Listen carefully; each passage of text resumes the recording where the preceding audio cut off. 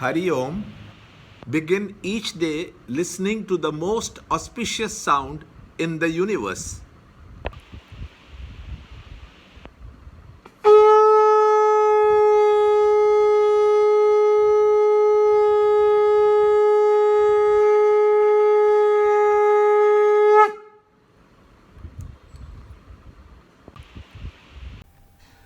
Yoga of distinction between field and its knower. Chapter 13, Shloka 11 and 12. Unswavering devotion unto me by the yoga of non-separation, resorting to solitary places, distaste for the society of men.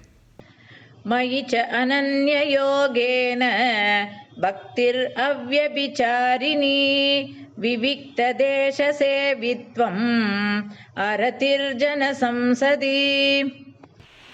Constancy in self-knowledge, perception of the end of true knowledge, this is declared to be knowledge, and what is opposed to it is ignorance.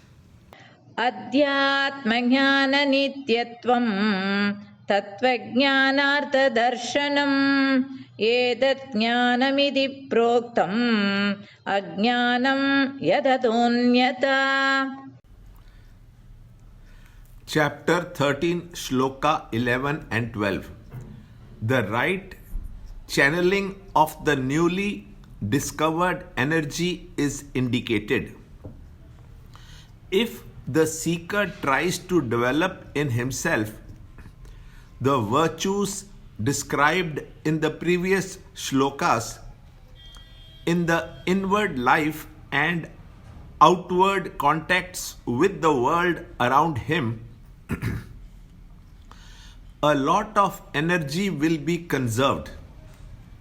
How to use the conserved energy for a better self-unfoldment is stated. Unswavering devotion to me, the steadiness in contemplation is disturbed either in the individual's own mind or in the object contemplated upon when the devotion's point of concentration is ever changing. Therefore, unflinching devotion to me, the self, is one of the conditions necessary for steady progress in yoga. To resort to solitary places and distaste for the crowded society life, this is to create a conducive environment. When one progresses in yoga, one prefers to live alone. It is not physical escapism or physical aversion to society of men. Shloka 12. Constancy in self-knowledge. The knowledge of the self is to be lived and not to be merely learnt, and it has to be lived at levels of personality. Understanding the end of true knowledge is to remember constantly the goal to make our effort intense. One should be thrilled by the goal. Thus, the end must be kept in view. Liberation from the limitations and imperfections is the end strived for by all true spiritual seekers.